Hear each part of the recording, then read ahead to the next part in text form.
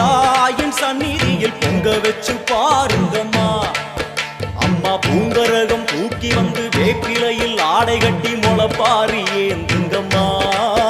வந்து தாயவள பாருங்கம்மா, அவ வேர்காட்டு மாரியம்மா. ஆடி வெள்ளியிலே தாயின் சந்நிதியில் பொங்க வச்சு பாருங்கம்மா. அம்மா பொங்க வச்சு பாருங்கம்மா.